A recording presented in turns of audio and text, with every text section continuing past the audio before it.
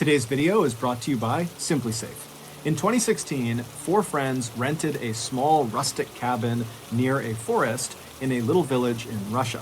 Their plan was to spend the night in this cabin, and then early the next morning, they would get up and they would hike this trail that would bring them to the summit of a nearby mountain. So on March 27th, the friends got in their car, they made their way to this little village, they found their cabin, they went inside, they hung out for a bit, and then by 2 a.m., they had gone to sleep.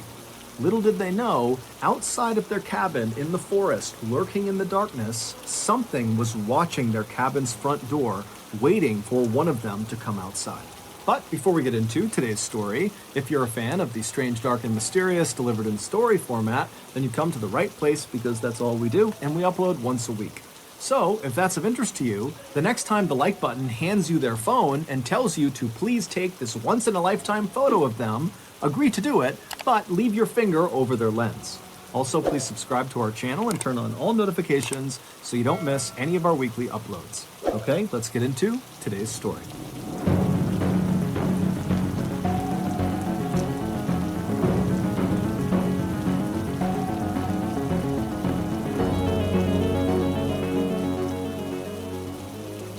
When most people picture Russia in their minds, they picture European Russia, which is literally the part of Russia on the western side that sits in Europe and is by far the most populated part of the country.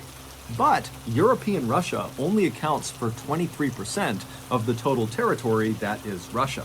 The other 77% is to the east of European Russia. It starts at the Ural mountain range and it extends all the way over 5 million square miles to the Pacific Ocean. And this vast, mostly forested expanse, which is 50 times bigger than the entire United Kingdom, is called Siberia. And Siberia is absolutely brutal. In Siberia, it is almost always freezing cold, literally. The average annual temperature across all of Siberia is 32.9 degrees Fahrenheit, so it is 0.9 degrees above freezing on average every single day. In addition to the extremely deadly weather that exists basically year-round in Siberia, Siberia is also home to a bunch of huge deadly animals, such as the brown bear, which is the same as the infamous grizzly bear in North America, the gray wolf, which by size alone makes virtually all other wolves look like little puppies. Gray wolves can grow to be nearly 200 pounds. And of course, there is the highly intelligent Siberian tiger, who is perhaps one of the only predators on Earth that is known to seek out and kill people for revenge. For example, in 1997, a hunter named Vladimir Markov was walking through a Siberian forest when he came face to face with one of these Siberian tigers, and he ended up shooting the tiger before fleeing, except the tiger didn't die. Instead, it got up and secretly followed Vladimir all the way back to his cabin, and then this tiger camped out outside of the cabin until Vladimir came out again, and the tiger pounced, killed him, and ate him. And so unsurprisingly, Siberia has an absolutely minuscule population relative to its massive size. However, there are some adventurous people out there who are drawn to Siberia for the same reasons that most other people avoid it. These adventurous people see Siberia as one of the last truly wild places on our planet, and they want to experience it for themselves. And one of these highly adventurous people was a young man named Colin Madsen. Colin, who came from a very successful American family, was a big outdoors enthusiast who at some point in his youth began researching Siberia because he fell in love with its rugged natural beauty. He quickly began researching not only Siberia, but Siberian culture and Russian culture, and also at some point he became fluent in the Russian language. Then, in 2013, when Colin was 22 years old, he left his home in Missouri and moved to Siberia. He settled in one of Siberia's few population centers, a city called Irkutsk, which is located in the southeast of Siberia and right along the edge of Lake Baikal, which is the world's deepest freshwater lake. Colin's Siberia plan was twofold.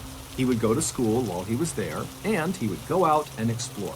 And at first, his plan went perfectly. He was accepted into Moscow State Linguistic University in Irkutsk, And very quickly, he made friends who were eager to accompany him on his adventures out into the Siberian wilderness. From his arrival in Siberia in 2013 to 2016, Colin did well in his studies, and he spent countless hours exploring the forests and mountainous areas all around Lake Baikal and right outside of Irkutsk. In fact, Colin became so familiar with this region that he began volunteering with a nonprofit in the area that went around marking new trails, which meant Colin was literally venturing into the wilds of Siberia and just marking the trail as he went. So when Colin's family heard about what happened to him in 2016, they could not believe it.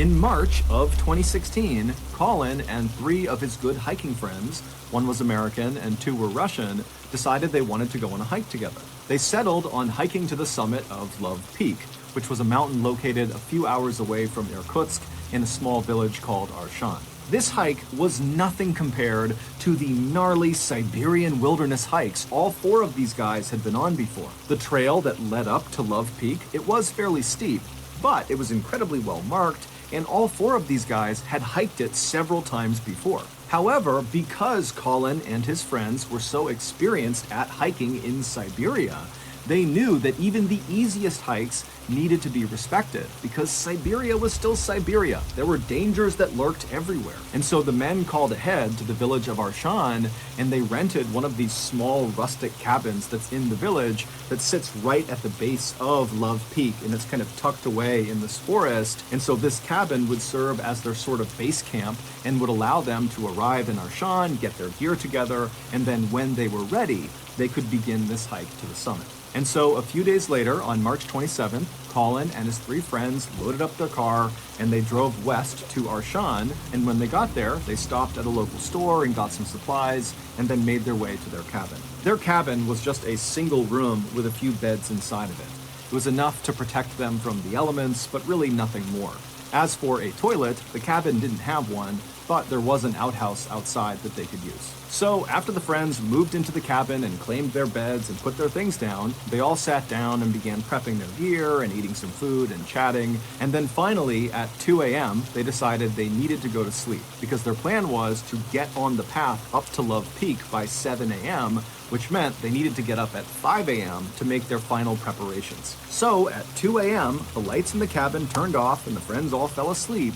And then 3 hours later, at 5 a.m., when the lights came back on again, it was immediately clear something was wrong. Colin was not in his bed. His friends assumed, when they looked over at his bed and saw his personal belongings were all still there, that Colin must have gotten up and headed outside, maybe to use the outhouse or go for a quick walk, and they just hadn't heard him leaving. And so the 3 friends initially just kind of shrugged off Colin's absence and said, he'll be back any minute, most likely, and if for some reason he's not back soon, he'll certainly be back by 7 a.m., because that was the agreed upon time they would leave for this hike. But as the minutes ticked closer and closer to 7 a.m., and Colin still had not shown up or tried to call them or do anything, the friends started to worry. It just didn't make any sense that Colin would just get up and leave without telling them where he was going. Finally, at 7 a.m., when Colin still had not shown up, and the friends' cursory search of the outside area near the cabin had yielded no results, they decided they had to tell someone. And so they wrote a note addressed to Colin, and they put it on the front of their cabin door. And this note basically just told Colin, if you come back here and you see this note, know that we're looking for you. So stay put or tell someone you're here. And so after putting up this note, the friends left the cabin and they headed to the nearest police station where they reported Colin missing. The police would eventually launch this huge search in and around Arshan, both in the forested area right around the village and then also up into the mountains near Love Peak. But despite this huge effort, no one could find Colin, at least not at first.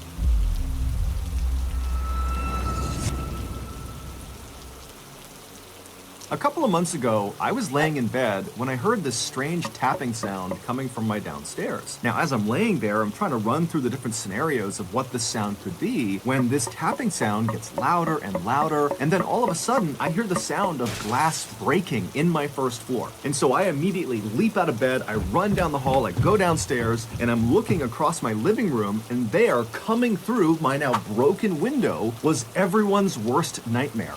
A I can't even say it. everyone's worst nightmare. A great I can't even say it. It's so stupid. was everyone's worst nightmare. A great white shark wearing a special breathing apparatus who was carrying a crowbar looking to rob my home. Carrying a crowbar coming into my home to try to rob me. Now, luckily, I had prepared for this moment, and I had a Civil War era cannon installed in my first floor aimed at that window just in case this happened. And so within seconds, I was firing that cannon off, and Mr. Land Shark was land dead. Now, of course, most of you are thinking, come on, John, that's crazy, but that'll never happen to me. And you'd be wrong, because studies have shown 100% of all people in the world will at some point come face to face with a predatory land shark who is attempting to rob your home. And so if that hasn't happened to you yet, it's time to prepare. And that means two things. One, installing Civil War era cannons on your first floor aimed at the various windows. And two, signing up for SimpliSafe. SimpliSafe is an incredibly effective and easy-to-use home security system. Once it's installed, SimpliSafe agents will monitor your home 24/7, and they will immediately dispatch police, firefighters, or EMTs in an emergency, like when the inevitable land shark attempted burglary on your home occurs. SimpliSafe is also super cheap. It's less than $1 a day. Also with SimpliSafe, there are no long-term contracts. So, like they always say, there are three certainties in life: death, taxes, and an attempted burglary on your home by a land shark. You can't do anything about the first two, but you can definitely stop the third one from happening if you sign up for SimpliSafe and install Civil War era cannons in your home. Save up to 40% on your SimpliSafe security system during SimpliSafe's biggest sale of the year. Visit simplisafe.com/MrBallin to customize yours. There's no safe like SimpliSafe. Okay, back to the story.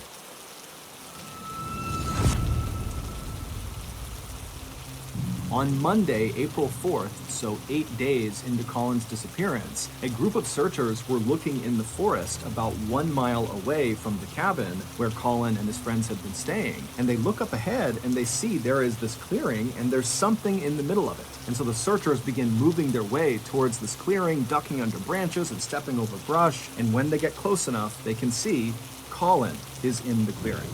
And Colin is deceased. He was laying flat on his back with his left arm extended out to the side and his right arm extended but closer to his body, and both of his hands were clenched in tight fists. And on his hands and his wrists were visible abrasions and cuts, which later would be determined to have most likely been caused from someone or something holding on to him, trying to restrain Colin. Colin also had visible abrasions and cuts on the front of his neck. Colin's clothing, which consisted of a long-sleeve thermal shirt, heavy pants, and hiking boots, were ripped and torn in several places. And interestingly, Colin was not wearing socks under his boots. Now that seems inconsequential, but Colin had had surgery on both of his ankles and had scar tissue on his ankles that if he didn't have socks on, those scars would rub against the inside of his boot, and he said it was very painful. So he always wore socks. Also, Colin's body showed virtually no signs of decomposition,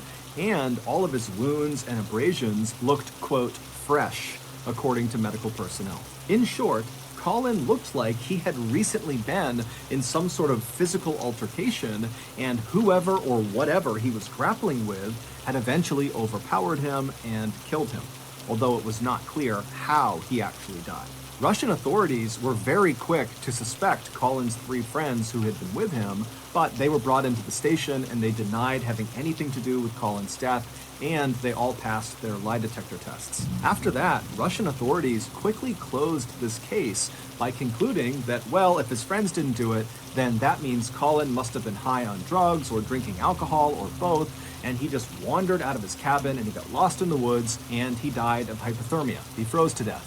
The end. However, Colin's parents just could not accept that as being what happened to their son. There were a lot of reasons for skepticism, but the main one was that Colin was an absolute expert at navigating this particular region of Siberia. And so the idea that he would leave his cabin for a quick walk or something and get so completely lost that he would die 8 days later seemed way too far-fetched. And so Colin's parents hired a US-based private lab to do a review of Russia's autopsy of Colin to give their opinion if the autopsy was accurate or not. And this US-based lab pretty much immediately found that the Russian autopsy was not remotely accurate. Number one, Colin was not under the influence of alcohol or drugs. He was sober. Although technically he did have very small amounts of THC in his urine. THC is the chemical that is found in marijuana, but the amount was so little, it basically meant he had consumed the THC days before he went missing. And so he would not have been remotely affected by that small amount of THC in his system. Number two, the lab determined that Colin almost certainly did not die from hypothermia.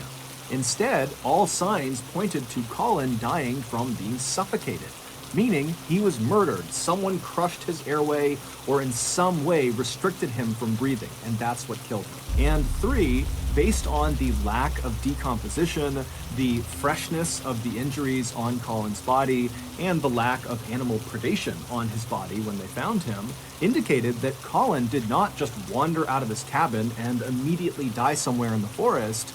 Instead, he was alive for most of the time people were looking for him. Meaning when they found him, he likely had died within hours of being found. And so these findings by this US-based lab kind of create a general theory about what must have happened to Colin. After Colin left the cabin in the early morning hours of March 28th, maybe to go to the outhouse or to go for a quick walk, when he went outside, someone or something was nearby, and they either lured Colin to them, or they straight up ambushed Colin and took him away. Now, we have no idea what happened to Colin after he was abducted, but we can safely assume that after being abducted and taken somewhere, he was alive, and he stayed alive for several days until on the 8th day of his disappearance, Colin was killed, likely by his captor, either at the spot where he was found, or he was killed somewhere else, maybe in the forest, and then moved to the spot where he was found. Many people believe it was the Russian government who targeted Colin, they kidnapped him, and they killed him. And their botched investigation into his death was actually a calculated cover-up. Colin had participated in at least one peaceful environmentalist-led protest in Siberia, and after the protest, Colin apparently got a written warning by the Russian police not to attend another protest. But why would Colin, who was just one of many people involved in these protests, be singled out by the Russian government and killed for his participation? And why would the government elect to kill Colin when he was with three of his closest friends who would immediately notice his absence? It just doesn't add up. Today, Colin's parents are still trying to figure out what happened to their son, but unfortunately, their son's case is closed in Russia, and so no one on the Russian side is talking to the parents or giving them any new information. And so as a result, they and the rest of us are left to wonder who or what was lurking in the shadows when Colin stepped out of the cabin that morning. And then where did they take him? And what did they do to him for nearly a week before they killed him deep inside of that Siberian forest?